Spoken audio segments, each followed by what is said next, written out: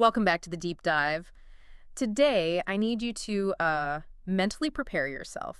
We are usually looking at the grand strategy of the Clone Wars or, the political intrigue of the New Republic. We're dissecting the heavy hitters of history. The serious stuff. Exactly. But today we are strapping in for what I genuinely believe is the single most peculiar, fascinating, and just outright wild corner of the entire galaxy, far, far away. I think wild is the right word for it. We are cracking open the archives for a look at the Star Wars Jedi Prince series, and specifically, we are dissecting Book 5, Queen of the Empire. It is certainly a unique slice of galactic history. I think when most people picture the post-Endor era, the Death Star is dust, the Emperor's gone, they imagine this clean, dignified political maneuvering. Right, they think of Timothy Zahn, Grand Admiral Thrawn. Yes, the remnant fleets acting like professional navies. But the records from the Jedi Prince series, they paint a much messier, grimy, and probably a much, much stranger picture of how the Empire actually fell apart.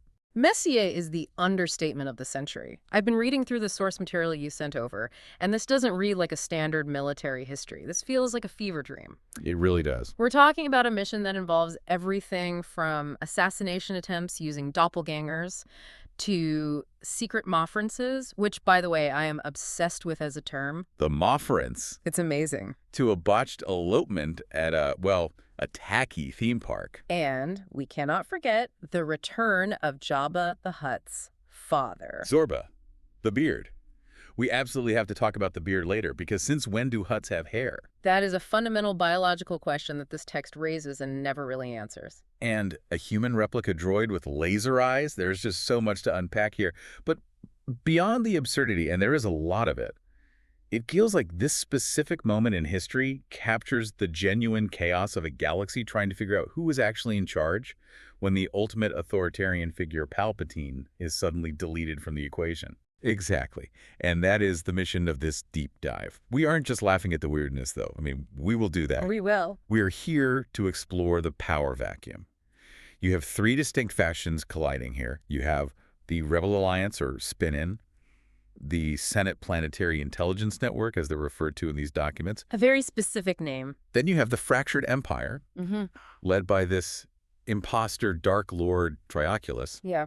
And then crashing into the middle of it all like a wrecking ball, you have the third-party criminal element, represented by the Hutts. It's a three-way collision. And the theme that kept jumping out at me while reading these excerpts from Queen of the Empire is deception. It seems like everyone is lying to everyone else. Deception and identity. That is the core thread holding this insanity together. You have decoy droids, you have imposter magicians, you have false emperors, and you have, people hiding their true feelings. No one is exactly who they say they are. Or at least they aren't where they're supposed to be. So let's set the board before we get into the laser eyes. Palpatine is dead. Vader is dead. The Empire is basically running around like a headless chicken. What is the state of the galaxy right now? Headless chicken is? Yeah. It's accurate. The Empire's fractured into warlord fiefdoms. You have these Grand Moffs who are just desperate to hold on to their power, their status. And their solution is to prop up a puppet. To do that, they've propped up this figurehead, Trioculus. They claim he's Palpatine's son to give him legitimacy with the rank-and-file stormtroopers. But as we know from our previous deep dives into this series, he's a total fraud. A complete fraud. He's a former slave lord from Kessel who just happens to have 3 eyes, a genetic mutation. A mutant slave lord masquerading as royalty. Classic. Meanwhile, the Alliance isn't exactly comfortable either. They aren't on Coruscant yet. They haven't won. No, they are hiding. They're operating out of a secret base on Dagobah, of all places. Yeah, the swamp planet. Yeah. Seriously. The very same. They've built this fortress called DRAPAC, the Defense Research and Planetary Assistance Center, inside a mountain. Inside Mount Yoda. Mount Yoda. They named the mountain after him. That's a little on the nose. Subtlety was not their strong suit in this era, it seems. Yeah. But it creates this great visual contrast, doesn't it? You have this high-tech military installation filled with supercomputers and droids hidden inside a mountain on a swamp planet known for its mystical, primitive connection to the Force. It's technology versus nature, right from the very start. Yeah. And the cast of characters is eclectic. You've got the heavy hitters, Mon Mothma, Luke, Leia, Han, Chewie, Lando. But then you have Ken, The 12-year-old Jedi Prince. who is apparently part of the senior leadership team now. I mean, he's in the strategy meetings, these documents say. A 12-year-old. In a way, he has to be. He was raised by droids in the lost city of the Jedi, so his knowledge of Imperial files and, like, obscure galactic history is unmatched. He brings an archival perspective that even Mon Mothma doesn't have. So he's like their living encyclopedia. He is. And strangely enough, having a child in the war room changes the dynamic. It reminds them of the future they are actually fighting for. He's the moral compass when the adults get a little too cynical. Okay, so that's the board. Alliance in a swamp, Empire in chaos, Hutt's angry. Let's move into our first major segment, because this kicks off right at Mount Yoda with something that reads like a mad science experiment gone horribly wrong. It technically is a mad science experiment. We're introduced to Project Decoy. This is a top-secret initiative by the Alliance to build a human replica droid, or HRD. Now, for the listener who might not know, an HRD isn't like C-3PO. This isn't a Golden Protocol droid. Far, far from it. An HRD is designed to be indistinguishable from a human. Synthetic skin, biofiber muscles, sometimes even simulated internal organs to pass a basic medical scan. The goal here is to build an exact double of Princess Leia. Which makes sense. She's the face of the rebellion. She's target number one for every bounty hunter and Imperial assassin in the galaxy. So they want a decoy to send on dangerous diplomatic missions. But what's interesting is who is building it. We get introduced to Fandar and Fugo. The Chadra fans. The Chadra fans. I love these guys. For those not familiar with the species, paint a picture for us. What are we looking at here? Think. Rodent-like, but highly evolved. Very small, maybe a meter tall. They have these large bat-like ears, they have infrared sight, and specifically, the text notes they have 4 nostrils. 4 nostrils, why 4? It gives them a hypersensitive sense of smell. They're incredibly quick-witted, very high energy, and they love tinkering. So you have these tiny, hyperactive bat-faced scientists in this lab, sublevel D13, showing off this Leia robot. And the demonstration goes, well, it's memorable. Memorable is one way to put it. It starts impressively.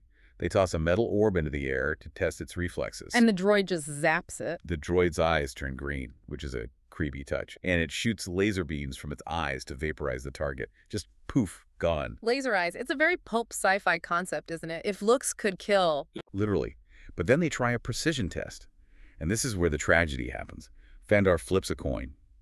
The idea is for the droid to shoot a hole clean through the coin while it's in midair. A classic sharpshooter trick. Show off the fine control. But the targeting system is off. The laser misses the coin entirely. It pierces the transparent safety shield, which apparently wasn't rated for that caliber of laser. A bit of an oversight. A major oversight. And it hits Fandar directly in the chest. Specifically, his left heart. Correct. Chadra fans have 2 hearts. The source material specifies that his left heart is struck and stops beating. Just flatlines. It creates this immediate medical emergency. And we see the Alliance's medical capabilities kick in. Leia, the real Leia, is there, and she uses a medical crystallizer to stop the bleeding. Which sounds incredibly painful, basically sealing the wound with crystal, but it buys them time. Then they call in Baji. Baji is a great character. He's a Hodin healer. A gentle giant. The text describes him as 9 feet tall, plant-like features with what are essentially snakes for hair. He's a pacifist, a grower of herbs. A botanist. Exactly. The visual contrast of this 9-foot calm healer next to the tiny panic-stricken Chadra fans is striking. He diagnoses that Fandar needs a heart transplant within 3 days, where the strain will cause his right heart to fail as well. And he delivers the diagnosis in rhyme. He does. Fandar's right heart pumps on, but his left one is nearly gone. It's a quirk of the Hodin culture, or at least Baji's character. It adds this weird mystical layer to a medical trauma. So the clock is ticking, but before they can rush off to save Fandar, we get this really weird, really important revelation about why the droid malfunctioned. Yes, and this is crucial. It ties into the other prisoner at the base, Triclops. This is one of the most fascinating lore dumps in the text. You have to distinguish between Trioculus, the three-eyed imposter ruling the Empire, and Triclops. The actual three-eyed son of Palpatine. The real deal. Who the Alliance has in a cell. Exactly. Triclops is a prisoner at DRAPAC. The Empire kept him locked away in insane asylums for years because, ironically, he's a pacifist. He preaches disarmament. He wants to tear down his father's work. He seems completely harmless. But there's a catch. A big, scary catch. He talks in his sleep. And when he sleeps, the pacifism vanishes. His subconscious is a hardwired imperial military genius. a weapon designer. It's a Jekyll and Hyde situation. Awake, he's Gandhi. Asleep, he's Oppenheimer. That's a perfect analogy. The source text describes Luke, Ken, and Chewie monitoring him in his cell. Triclops starts mumbling in his sleep. He's not dreaming about fields of flowers. He's dreaming about schematics. Right. He starts muttering about an ATGAR 1.4 laser with a variable sensor rate of 55 and a blast radius of 20 plus. Just spitting out technical jargon in his sleep. And Fugo, the other scientist, the one who wasn't shot, he hears this report and basically drops his jaw. Because that's exactly what they did wrong with the droid. Exactly. Fugo realizes that the accident happened because they didn't use those specs. Triclops, in his sleep, mentally diagnosed the flaw in a droid he'd never even seen and provided the fix. Unconsciously. That is terrifying. It implies he has some kind of technopathic connection, or that his father genetically engineered him to be a living supercomputer for weapons design. It raises the stakes for the Alliance keeping him. He's a resource, but he's also a ticking time bomb. If the Empire ever got him back and just, kept him sedated, they could churn out superweapons indefinitely. It also recontextualizes his insanity. Maybe the Empire locked him up not because he was crazy, but because this duality was uncontrollable. You couldn't trust him to be a weapon all the time. Very good point. So, armed with this accidental knowledge to fix the droid later, the team splits up. Mon Mothma stays back to deal with the Triclops situation, and Han and Leia take the Millennium Falcon to rush Fondar home for surgery. Destination: Planet Chad. And this journey to Chad provides some very unexpected social commentary. We go from laser eyes to environmental science very, very quickly. Oh, this is my favorite part, the cows. We have to talk about the cows. Little lactals. The lactals. So they get to Chad, and the weather is terrible. It's a perpetual hurricane. And Han explains that the planet is suffering from a massive greenhouse effect. It's a direct cause and effect scenario presented in the text, and it's surprisingly hard sci-fi for a series like this. The Chowdhury fans expanded their dairy industry to export milk to the galaxy. They have millions of these lactals. So, space cows. Basically. And the methane output cow burps essentially overheated the atmosphere, warmed the oceans, and now the planet is battered by constant superstorms. It's an ecological disaster caused by industrial farming, and R2-D2 even does a spectrographic analysis to confirm it. He beeps and boops, and C-3PO translates high concentrations of methane. It adds this layer of tragedy to Fandar's homecoming. He's dying, and he's returning to a world that is slowly destroying itself through its own economy. The Chowdhury fans are drowning in their own success, literally. And the landing is rough. Han is fighting the wind. C-3PO is complaining about dense, standard operating procedure.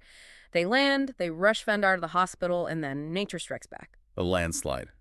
Lightning hits the cliffs above the hospital, and Han and R2-D2 get trapped under tons of rock. Just buried alive. Right outside the emergency room. This leads to a moment that I think defines the technology of this era. Leia doesn't grab a shovel. She runs to the equipment shed and finds a Rendili Navi computer-controlled boulder dozer. It's a very literal name, isn't it? Star Wars naming conventions are usually a bit more abstract, like X-Wing or Star Destroyer. But here, boulder dozer does exactly what it says on the tin. It does, but it's not just a bulldozer. It has laser scorchers designed to vaporize rock. Leia jumps in, ready to save her man, but she can't start it. The storm has flooded the starter unit. And here is where C-3PO actually proves his worth. Usually he's just the comic relief or the translator, but here he recalls a specific mechanical trick. I like this part. He remembers pushing the modulation lever back and forth, a technique he learned from a Corellian engineer years ago. It shows 3PO has been around, he learns, he absorbs information, he gets it running, Leia drives it in, and she vaporizes the rocks to save Han.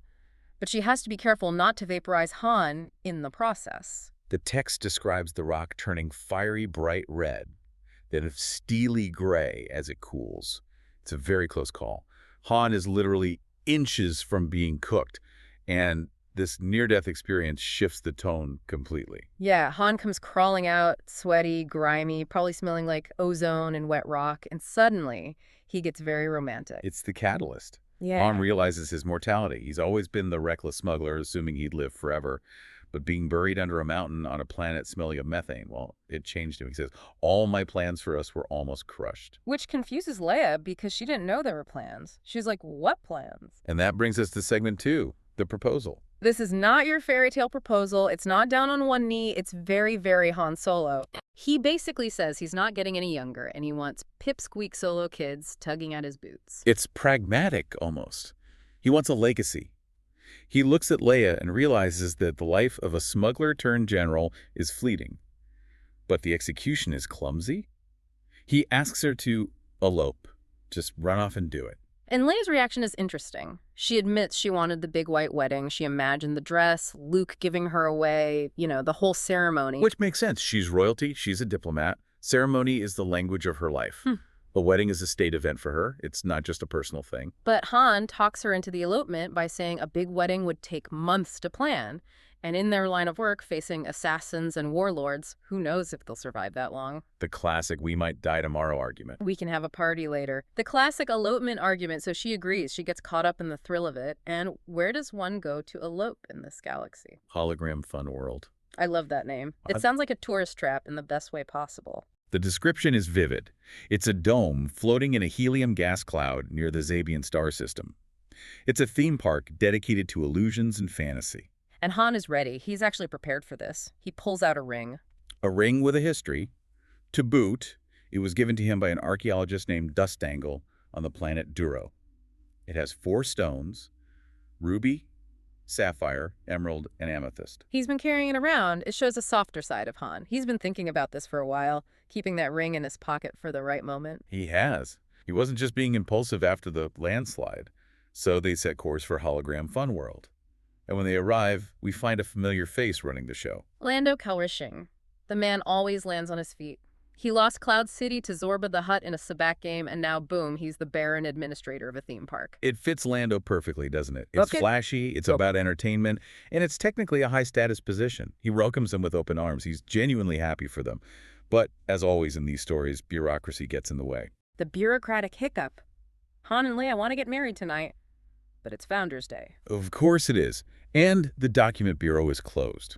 And to get a marriage license, they need birth certificates. Which is a hilarious problem for Leia. Her entire planet was blown up. Sorry, my birth certificate is floating in an asteroid belt somewhere in the Alderaanian system. It highlights the tragedy of Alderaan in a really mundane, bureaucratic context.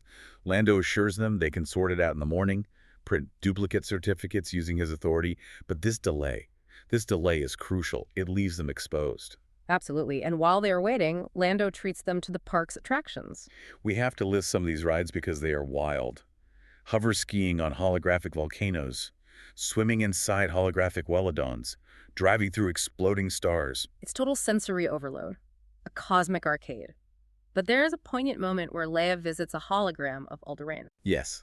Lando arranges it for her. She gets to walk the streets of her home world again, see the palaces, the mountains. It's a reminder of what she's lost right before she's about to start a new chapter with Han. It's a moment of reflection amidst the neon and the noise. It grounds the story. It's not just wacky fun. There's real trauma there that she's still dealing with. But the wacky fun is about to be interrupted because the bad guys are converging. And that brings us to segment 3. Enter Zorba the Hutt. Jabba's dad. He is on a revenge tour. His motivation is simple. He believes Leia murdered Jabba. And to be fair, from a certain point of view... She did strangle him with a chain. It was self-defense. He was enslaving her. Legally, yes. But to a Hutt, it's a blood feud. Zorba has already taken Cloud City, but he's not satisfied. He finds out from his audit droids, Checksum and Debit 101, that Cloud City is losing money to Hologram Fun World. Checksum and Debit 101. The names in this book are just incredible. So he decides to wage economic warfare. Exactly. He wants to ruin Lando's new venture by terrorizing the tourists. It's petty, but effective. But then he gets a report that Leia Organa is actually at the park. And the plan shifts from vandalism to kidnapping. Immediately. This brings us to the magician plot.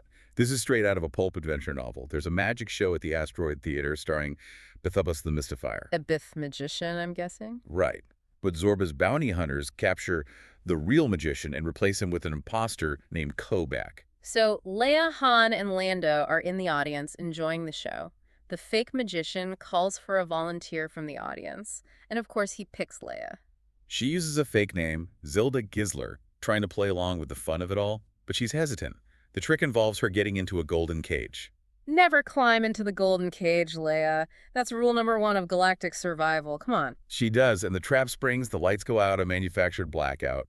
When they come back on a few seconds later, the cage is gone, the magician is gone, and Leia has been kidnapped right from under Han and Lando's noses. Han and Lando are left standing there, just blinking in the spotlight, wondering what just happened. Meanwhile, Zorba has Leia. But he's not just holding her, he has another prize on his ship. This brings us back to the fractured empire. Zorba has the carbonite block containing Trioculus. Right, I forgot about that. Zorba had frozen him previously. He was displaying him as an art piece, effectively. A warning. But now, the Grand Moffs have tracked Zorba down. And we need to talk about the Moffrents. Please, the Moffrents. I need to know everything about the Moffrents. It takes place on the Moff ship. Naturally, of course it does. And we meet Grand Moff Hisa again. He's a tragic, grotesque figure. He has no arms and legs because of an acid accident on Duro in a previous book. He rides around in this advanced mechanical hover chair. So he's basically a torso in a floating chair commanding the remnants of the Imperial fleet. That is a horrifying image. He is pure ambition and rage. And he intercepts Zorba's ship, the Zorba Express. I love that name. He intercepts it using a tractor beam. A firefight breaks out. Zorba and his bounty hunter Tybor are subdued with sleeping gas. And then the Moffs search the ship looking for anything useful. They find the carbonite block hidden behind a wall panel, and they thaw Trioculus out using a power modulator. So the Dark Lord is back. He's groggy. He's probably got freezer burn, but he's back. And the first thing he sees is Zorba the Hutt. Trioculus wants to kill Zorba immediately, but Zorba plays his trump card. He has Princess Leia. And Trioculus has a thing for Leia. It's an obsession, but it's also political. He believes that marrying Leia will legitimize his rule as emperor. Wait, what? He thinks that by marrying the daughter of Darth Vader, he becomes the true heir to the Empire. He wants to make her queen of the Empire. It's this twisted, almost medieval logic. So he makes a deal with the slug. Give me Leia and I won't kill you. Exactly. Zorba, always the pragmatist, gives up the girl to save his own skin. He even tells them she's in the cargo bay. So now Leia is in the hands of Trioculus. And we move into segment 4, the Imperial Wedding. This is where it goes completely off the rails. Trioculus doesn't waste any time. He tries to woo her while she's still in the cage. Which is a bold strategy. I have you in a cage, please love me. How does that go for him? Not well. He offers her the galaxy, starships, planets, power. He appeals to her lineage, telling her she has the dark side in her because of Vader. And Leia shuts him down completely. I'd rather be fed to the Sarlacc. Which is essentially the ultimatum he gives her. Marry me, or I give you back to Zorba, and he throws you in the pit on Tatooine. Talk about a rock in a hard place. But the cavalry is coming. Han, Luke, Lando, and Ken track the Moff ship to Tatooine. They pull a maneuver reminiscent of the Empire Strikes Back. They attach the Falcon to the hull of the Moff ship, right in its sensor blind spot. And they sneak inside, but they didn't come alone. They brought the secret weapon from segment 1. The Project Decoy droid. The HRD, Luke, and the gang realize they can't just shoot their way out of this. They need a switch, a swap. No, this is a heist. They have to find Leia, get her out, and swap in the robot without anyone noticing. They use the ventilation shafts, classic Star Wars. They find the real Leia being escorted by stormtroopers to the wedding ceremony. They overpower the guards, and they make the switch. Just a quick bait and switch in a hallway. They even steal the stormtrooper uniforms to blend in, though Ken's uniform is comically too large for him, which is a nice little detail in the text. So the real Leia escapes with Han and Luke, and the robot Leia marches off to get married. The droid is programmed to find Leia, but it also seems to be programmed to play the role. It walks right into the ceremony without missing a beat. Let's set the scene for this wedding. It's on the security observation bridge of the Moff ship. Overlooking the Great Pit of Carkoon. Romantic view. A giant sand monster that digests you for 1,000 years. Lovely. And before the vows, Trioculus decides to tie up a loose hand. To prove his love to Leia, he orders his guards to drop Zorba the Hutt out of the ship. Just jettisons him. Straight down. Through a viewport in the floor, they watch him fall. Here, honey, a wedding gift, the death of your enemy. So Zorba falls into the pit. We'll get back to him later. Now, the nuptials. Grand Moff Hissa, the torso in the hover chair, is officiating.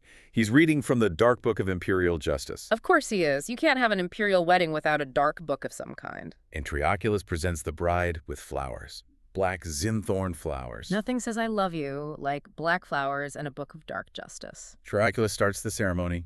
He's gloating. He thinks he's won. She secured his dynasty. But he asks Leia why she's acting a bit strange. She seems distant. Her expression looks different to him. And this is the moment, the trigger, the thing he says that activates the droid's primary function. The droid looks at him. Her eyes glow green. The Atgar 1.4 laser specs. The variable sensor rate 55. Ooh. She blasts him, point-blank range, right through the chest. The groom is down. The wedding is off. Oh my goodness. Chaos erupts. Hissa screams Demon of Darkness and opens fire on the bride with his own chair-mounted blasters. He melts the synthetic skin, revealing the metal skeleton underneath. It's like the Terminator. The skin just sloughs off to show the chrome endoskeleton. And the Imperials realize they have been duped. The real Leia is gone. Their leader is critically wounded, maybe dying. It is a total disaster for the Moffs. They are left with a broken droid and a bleeding false emperor. Meanwhile, on the Falcon, everyone is safe. They are escaping. R2 and 3PO have prepped the ship for a quick getaway, but there's a funny resolution to the romance arc here. Han decides eloping is way too much trouble. He says, and this is almost a direct quote, maybe a formal wedding would have been better after all. He's spooked. He nearly got his fiancée married off to a three-eyed tyrant who was then assassinated by her robot double. He's ready to wait. And Leia agrees. She wants the big party with all their friends. It puts the status quo back in place. They are engaged, but the wedding is officially on hold. But wait, we have one final twist. We have to go back. Segment 5. We have to check on Zorba. Yes. We last saw him falling into the Sarlacc. Now, usually, that is a death sentence. 1,000 years of slow, painful digestion. You will find a new definition of pain and suffering, as C-3PO so cheerfully put it. However, we are told something very specific and very new about Hutt physiology here. Which is, please tell me. Hutts are indigestible. I'm sorry, what? They are indigestible. Apparently, the Sarlacc tries. It swallows him. But then, the text says the Sarlacc suffers indigestion. It coughs, it chokes, and finally, it burps. It burps him out like a piece of bad food. Zorba is ejected onto sand. He's sticky, he's mad, but he is 100% alive. He survived the unsurvivable because he tastes bad, or is he just too tough? The Force implies the Sarlacc just couldn't handle the biology of a Hutt. It's too something. Yeah. Too dense, too rubbery. Zorba just laughs maniacally. He has survived. And he is now free on Tatooine, angrier than ever. That is the most Hutt thing I have ever heard. I am too gross to eat. That's his superpower. It creates a new problem for the galaxy. Zorba is still in play. Trioculus is down, but maybe not out. The Moffs are desperate and leaderless. So let's review the key events here. We had a killer robot test that went wrong, then very, very right. We had a climate change subplot on planet Chad, of all things. We had a theme park vacation that turned into a kidnapping. And we had an assassination by wedding, which has to be a first. And the shift in power is significant. Trioculus was trying to cement his rule. Instead, he's been humiliated and shot by a droid. The legitimacy of the Dark Lord is shattered. It shows just how fragile the Empire is right now. It's not a monolith anymore. It's a bunch of warlords fighting over scraps and symbols, and they're not even good at it. And on the Alliance side, we see them using unconventional warfare. They aren't just fighting space battles. They are using subterfuge, advanced robotics, and even psychological warfare with these decoys. It really highlights the spy aspect of the rebel spy archetype for Leia. Absolutely. It's her bread and butter. So final thoughts on Queen of the Empire. What's the takeaway from this bizarre chapter? It's a wild ride. It balances the high stakes of galactic civil war with this almost campy pulp sci-fi energy. You have the melodrama of the wedding, the horror of the Sarlacc, and the comedy of the Boulder Dozer. It feels like a Saturday morning cartoon version of Star Wars, but with surprisingly high stakes and some genuinely dark moments. That's a great way to put it. It expands the universe in weird directions, but it stays true to the core characters.